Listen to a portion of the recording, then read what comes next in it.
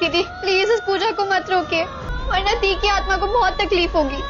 नीति, हमने तुमसे कभी कुछ नहीं मांगा, प्लीज ये सब मत करो। नीति प्रूफ ही नहीं कर पा रही है कि भाई ये परी है, पार्वती नहीं है। और यहाँ पर जो पार्वती है ना, वो उसके जाल में अच्छी तरह फंस गई है नीति। यहाँ पर समझ में नहीं आ रहा नीति को क्या करे। हमने देखा ही था ना किस तरीके से परी मर चुकी है और बिना बरसी की पूजा की उसकी आत्मा को शांति नहीं मिलेगी। अपनी बहन की तरफ से मैं तुम्हारे हाथ जोड़ता हूँ, तुम्हारे पाँव पड़ता हूँ। नहीं विक्रम, ये सब करने की जरूरत नहीं है। इनफैक्ट यहाँ पे किसी को भी नीति से रिक्वेस्ट करने की जरूरत नहीं है।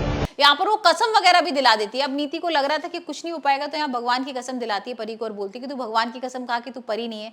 ये बरसी परी का हक है और ये हक परी से कोई भी नहीं छीन सकता। मैं किसी का हक नहीं छीन रही हूँ संजू। अगर परी सच में मर गई होती ना, मैं तुम्हारे साथ बैठ के यहाँ पूजा करती। और यहाँ पर पार्वती जो होती है ना, बोल देती कि नहीं मैं भाई परी नहीं हूँ, मैं पार्वती ही हूँ। और वहीं पर फिर वो एक और, लेकिन वो जिंदा है और देखो हमारे साथ बैठी है यहाँ पर। Oh, shut up, you stupid girl!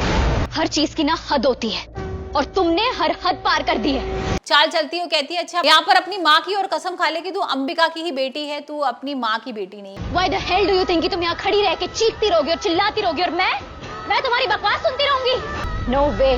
तुम्हारी जो बकवास बातें है ना, ये यहाँ पर परी थोड़ी इमोशनल तो हो जाती है, लेकिन यहाँ पर बोलती थी कि नहीं मैं तो अंबिका सिंघानिया की ही बेटी हूँ और मैं किसी और को नहीं जानती हूँ। ये लड़की सुनती होगी, but not Parvati Singhania, understand? ये सारी चीजें देखकर ना नीति को अब लग गया है कि भाई ये कुछ तो बड़ा करना पड़ेगा, क्योंकि ऐसे तो ये मान ही नहीं पाएगी। और आप सब भी मेरी बात कान खोल के सुन लीजिए, and specially you mister Bajwa, the person standing right in front of you. और यहाँ पर जो राजीव है ना, वो उस पर बहुत गुस्सा कर रहा है नीति। वो बार बार यही बोल रहा है कि तुम क्या बोल रही हो और क्या कर रही हो यहाँ पर। इस तरीके से अगर तुम ये सब करोगी तो मेरी डील कैंसिल हो जाएगी। और यही होता है, हम देखेंगे कि भाई यहाँ पर दिलजीत उससे बदतमीजी करता है और डील कैंसिल हो जाती है। यहाँ पर ना नीति क्या करती है, नीति को लगता है कि भाई उसकी पीठ पे एक तिल है ना, तो यहाँ जैसी वो कपड़े वगैरह चेंज करेगी तो दिलजीत को बोलती थी कि तू ना एक वीडियो बना लेना और यहाँ पर जैसी वीडियो बनेगा ना तो मैं उसका पर्दाफाश कर दूंगी।